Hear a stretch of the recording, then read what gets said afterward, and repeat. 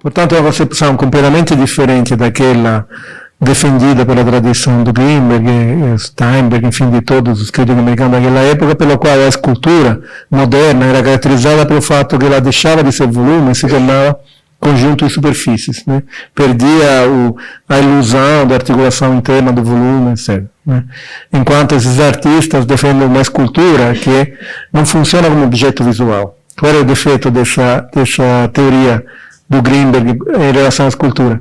Que ele tratava a escultura como pintura, né? Como objeto de contemplação visual. Para esses artistas, a escultura é diferente da pintura justamente porque é uma espécie de substituto do seu próprio corpo, né? Não é uma imagem, né? É um objeto, né? É um objeto como eu sou, né? É algo que tem um peso, um equilíbrio, né? Que ocupa um espaço, né? Então não pode, a redução desse a planos, a imagem, é praticada por alguns escultores nessa época, o Anthony Caro, o mais famoso deles, mas é justamente o que nesse tipo de trabalho é criticado. Bom, o outro mais jovem do que o Bruce Nauman, mas que morreu muito jovem, é o Smithson, que é considerado um pouco o pai da land art, começa a fazer trabalhos num espaço aberto, fugindo do espaço das galerias, geralmente lugares descampados, muito distantes das cidades, e a única coisa que chega na galeria é a documentação desse trabalho, né? Portanto, uma imagem que só tem valor enquanto remete a algo que está em outro lugar, né? E que não está na galeria. Esse é um trabalho, rigorosamente quase um trabalho de pintura, se chama Derramando Asfalto, que é num penhasco de uma cava de areia, não sei exatamente esse lugar, ele derrubou, isso foi na Itália, em 69, ele morou na Itália um tempo, ele derrubou um caminhão de asfalto derretido, né? O asfalto desenha uma forma nesse espaço, né? Obviamente a forma que depois vai endurecer, vai se manter até aos poucos sendo destruída. Mas é uma intervenção no espaço, uma transformação do espaço, dentro do espaço, assim como ele é, pessoalmente fora de qualquer formalização determinada por ser um espaço específico da arte, um espaço racionalizado do centro da cidade, enfim, né? É lá onde, digamos, não é nem um espaço natural no sentido puro, é um espaço quase esvaziado, que já não é mais natureza e também não é civilização, né? E que, portanto, se presta a ser uma espécie de matéria bruta para ser tratada artisticamente. Outro trabalho se chama Cabano Parcialmente Destruído. Com uma escavadeira, ele vai jogando, esse é um cabano daqueles para guardar coisas, né, de madeira, ele vai jogando em cima do cabano até o cabano despencar, né, se deformar, e a forma, a obra é justamente, né, a superação. É a mais famosa, esse também é um trabalho famoso, uma viagem que ele fez, se chama Deslocamentos de Espelho, uma viagem que ele fez para o México, ele trouxe 7 espelhos da mesma dimensão, ele foi dispondo situações diferentes e depois fotografando. O que acontece nesse caso, que é uma situação natural, é quebrada por recortes que refletem outros pedaços de natureza, né? Então, digamos, é contaminada por outras imagens, né? E de novo é fotografada, essas imagens são trazidas para a galeria, então essas continuações se multiplicam. E esse é o mais famoso de todos, os 70, que é a espiral, o Pierre Espiral, Pontão Espiral, Spiral Jet, né? Que dentro de uma lagoa salgada, ele constrói com terraplenagem essa enorme espiral, né? Que é uma espiral que agora é completamente branca, porque o sal, aos poucos, como tem alta e baixa maré, ele vai cobrindo, vai baixando, né? E aos poucos vai transformando materiais. Isso era previsto, ele inclusive tem interesse de química, de geologia, gostava de estudar geologia, enfim, tinha considerado essa possibilidade, e obviamente a própria estrutura da espiral faz com que a água adquira colorações diferentes dentro e fora da espiral, né? Porque aqui a água fica parada, aqui tem mais movimento. E essa é uma obra que, obviamente, muito dificilmente você percebe dessa maneira no lugar. Se você vai no lugar, você está nessa altura, né? É pequenininho, né? Você vê que é uma espiral, mas não vê a espiral. Quanto mais você se afasta, você percebe a espiral. Essa é uma visão aérea. Aí, deveria ter outra. Deixa eu ver se encontro. Essa aqui. Esse é de satélite. Né? Esse desenho, quanto mais você se afasta, mais vira um desenho mesmo, né? Agora, agora deixa eu encontrar onde a gente está.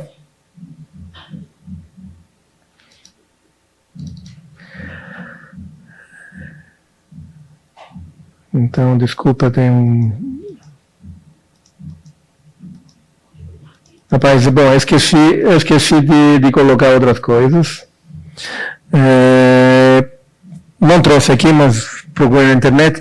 Em consideração, em complementação disso, ele tem trabalhos que se chamam não lugares, não site, em que eles recolhem pedras, terra, desses lugares onde ele faz intervenções.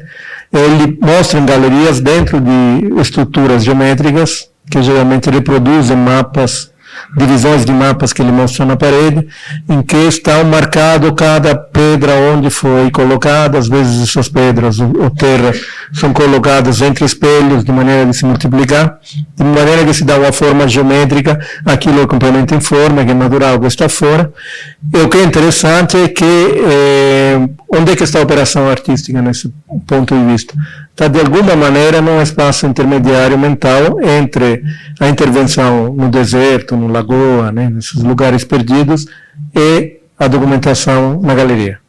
É o total dessas duas coisas, então está nem num lugar nem outro, né, mas de alguma maneira o espaço que está sendo tratado é um espaço que pressupõe conceitualmente a existência de dois espaços separados. Um espaço que é não lugar, que é dentro da galeria, um espaço que é o verdadeiro lugar, mas que não é acessível, né, ao público. Claro, você podia ter lá, mas sei quantos foram, né, mas enfim, a importância da obra depende da quantidade de gente que foi até o Spiral-Jet, né. Depende do fato que o Spiral-Jet está lá, né, de alguma maneira, e modificar a nossa percepção do mundo pelo fato que ele está lá, num lugar onde podemos não vê-lo. A última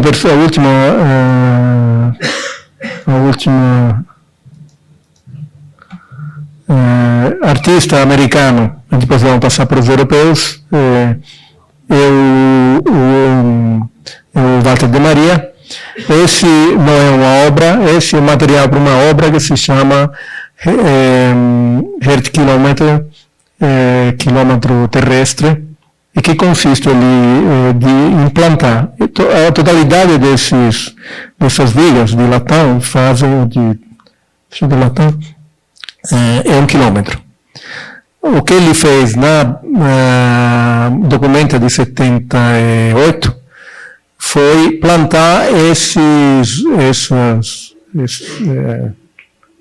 como é que se chama? Esses bastões de enfim, esses bastões no chão, um em cima do outro, se planta um com uma, depois planta um em cima, até entrar na terra até 1 quilômetro.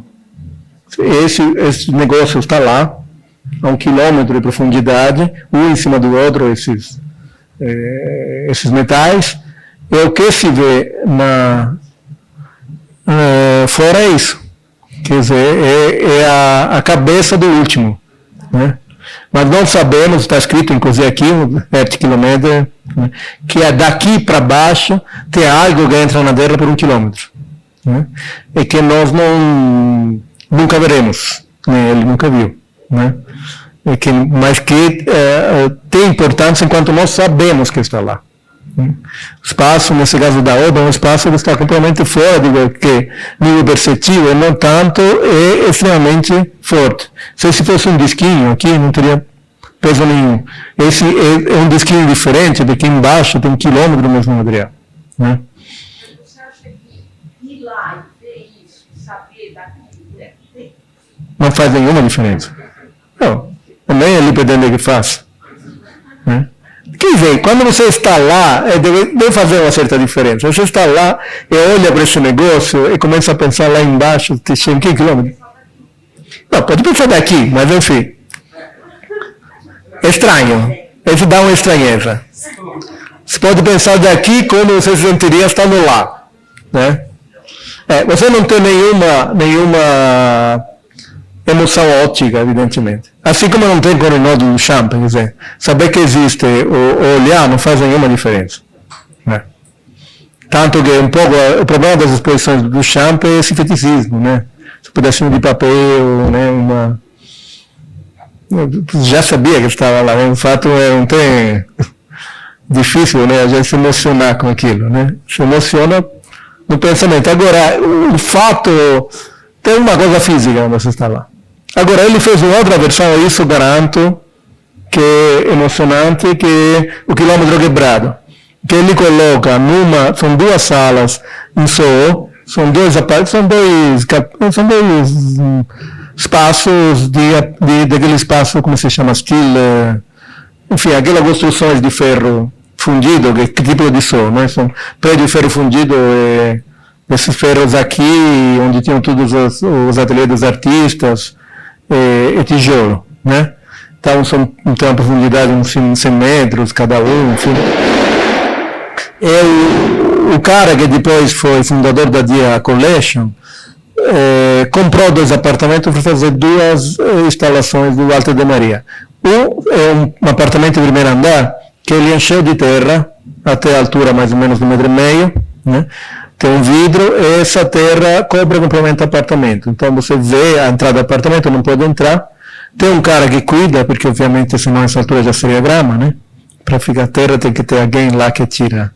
Então tem um cara de 30 anos que está tirando os insetos. Está lá de barba, conversa com muito prazer. Mas é dentro de um prédio de apartamentos, um andar de baixo de um escritório de arquitetura. Que tem até, não, andar de baixo não tem nada, porque o cara com a terra em cima, mas andar de cima do escritório de arquitetura, você toca a campainha, você entra, o cara te mostra. E o outro, na frente dele, é esse espaço em que ele mostra o quilômetro. São 5 linhas, cada barra tem 2 metros, e as linhas de latão polido, e as linhas são 100 barras em cada linha, as linhas chegam até o fundo. E, de fato, esse é um espaço impressionante. Imaginava, também pensava que tem um truque aqui, porque a distância não é igual.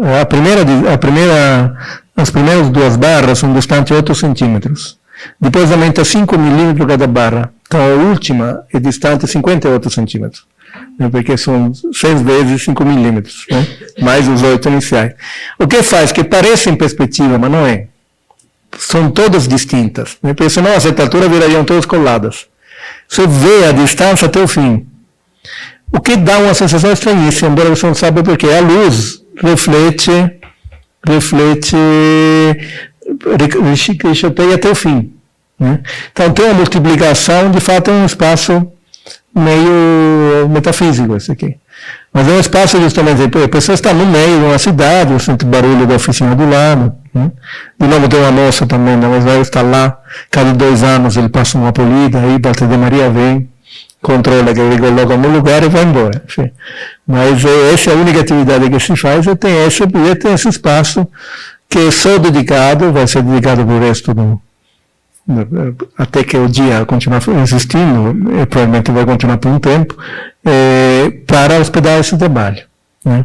Trabalho específico desse espaço. O espaço foi comprado para colocar esse trabalho.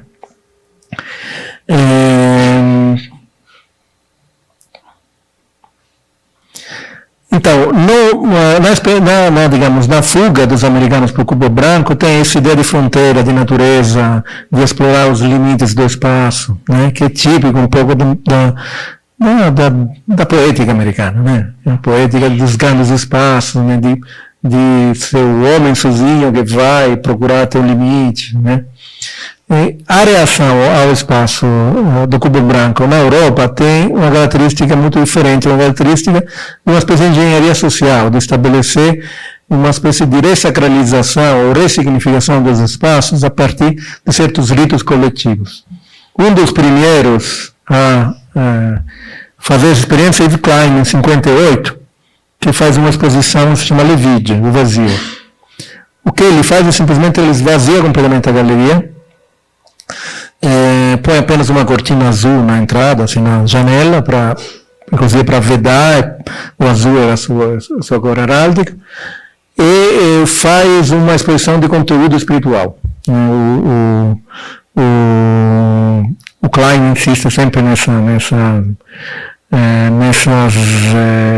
distinção entre que é aquele conteúdo óptico e que é o conteúdo espiritual da obra, né?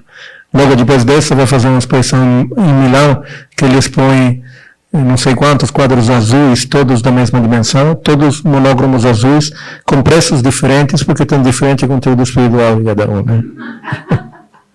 Então você escolhe o seu, não, isso tem pouco, se gostar pouco, isso é mais caro. Mas a ideia aqui é que o que você vai visitar não é um espaço em que está um objeto, mas um espaço em que de fato você pode experimentar uma sensação artística enquanto você decide atribuir ao espaço uma sensação artística. Essa exposição, que foi uma exposição, foi preparada com um jornal falso mas que foi colocado nas bancas, um jornal que eles fizeram, em que tem uma imagem dele se jogando num vazio, que normalmente é uma fotomontagem, que é famosa, né? O artista se joga no vazio, e foram comprados não sei quantos balões azuis para soltar no dia da inauguração, enfim, foi preparado tudo uma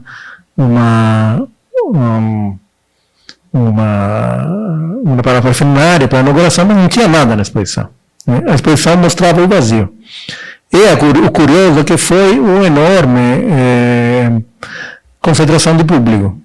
Viam milhares de pessoas para assistir a essa exposição.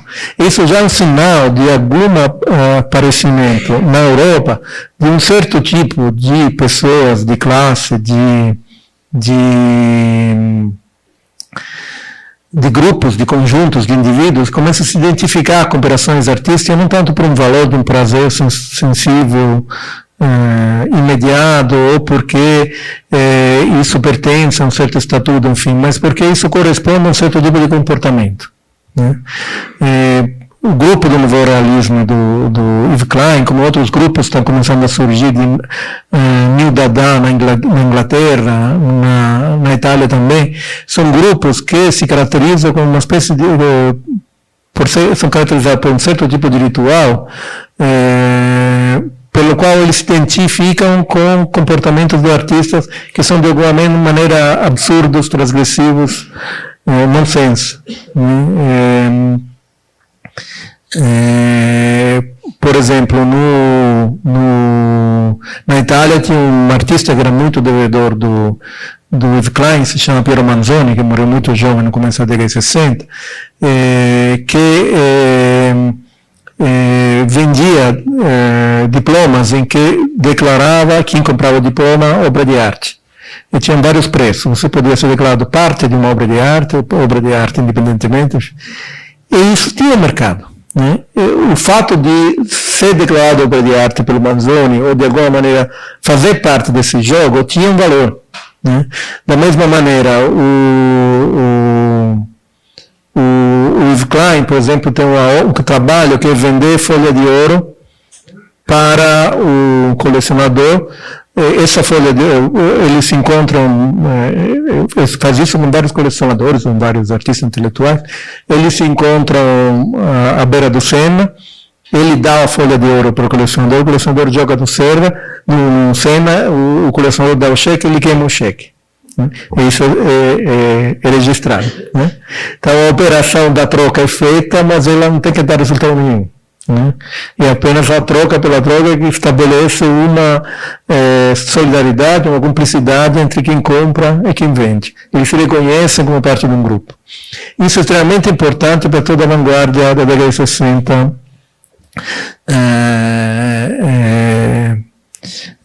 europeia e parte também americana, mas principalmente europeia. começam a aparecer espaços como esse. Essa é uma imagem de uma das exposições mais famosas da época, 69, já estamos um pouco mais na frente, que é a exposição da Harold Zeman, que se chama When the Attitude Become Forms, quando as atitudes viram forma, ou se tornam forma, né? Que é justamente o sentido disso.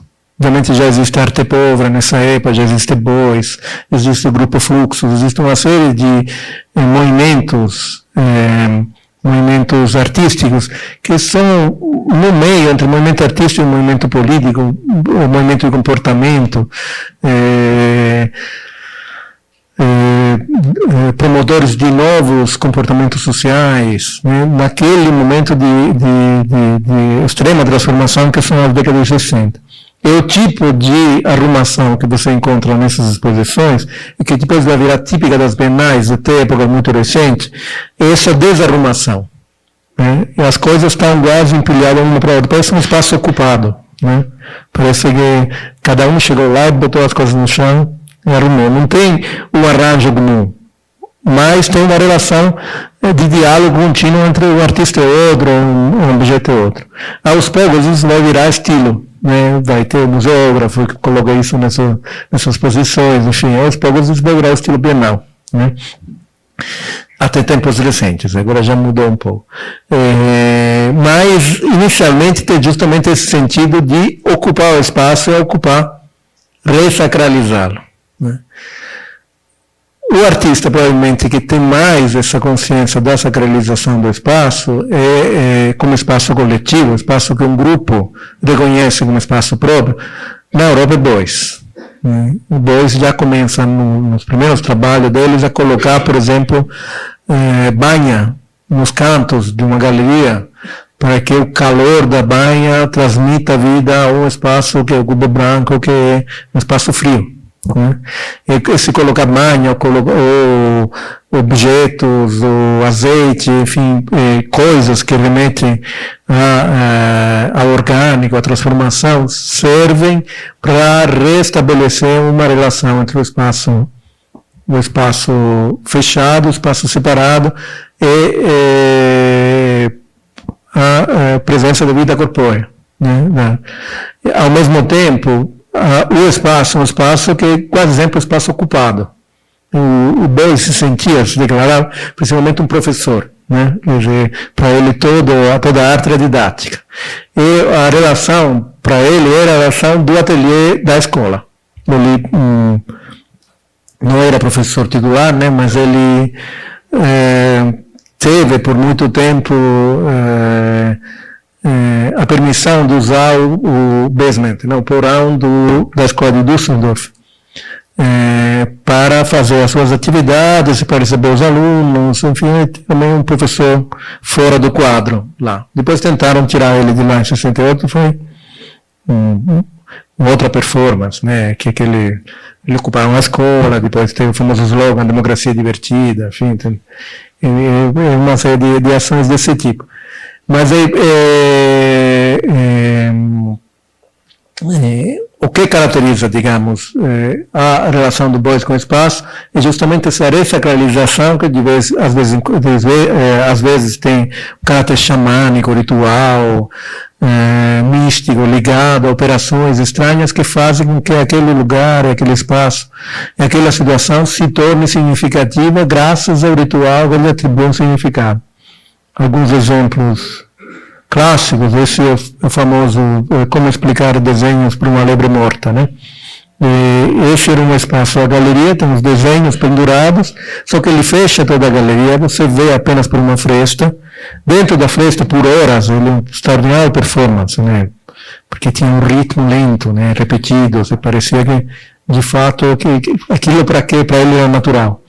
Ele está sentado numa cadeira com a lebre morta nos braços, ele tem um feltro embaixo de um pé, que o isola, feltro isolante, e uma plataforma de cobre embaixo do outro, que o cobre é, ao contrário, condutor, né?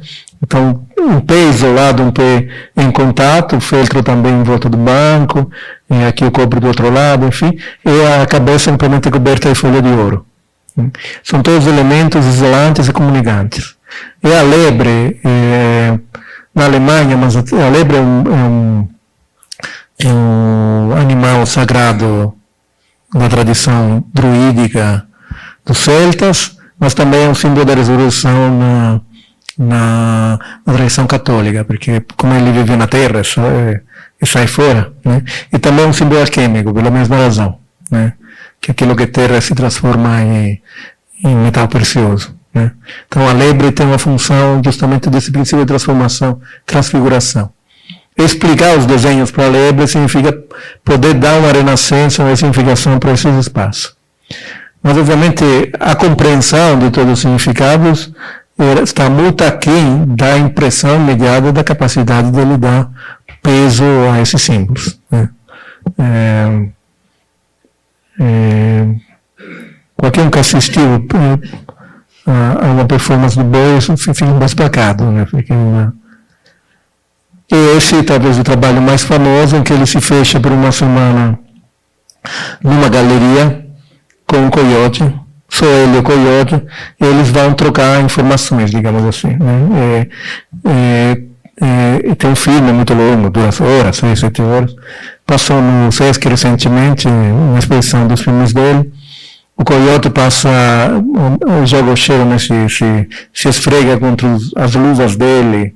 Ele obviamente adora essa coisa, porque o coiote pega a mão dele, né, através da luva e transmite o cheiro dele, né, se passam faculdades um com o outro.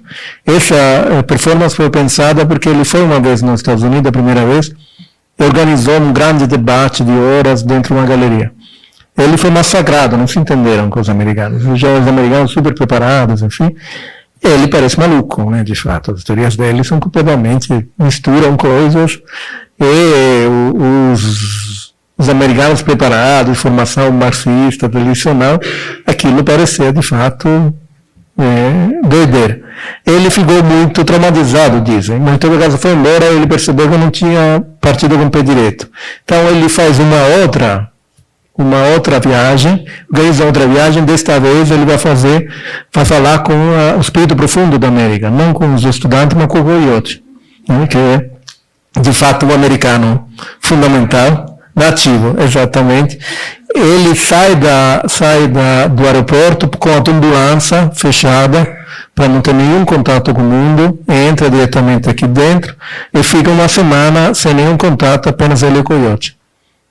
Depois volta para a turbulência, volta para fora, e a performance se chama I Like America and America Like Me.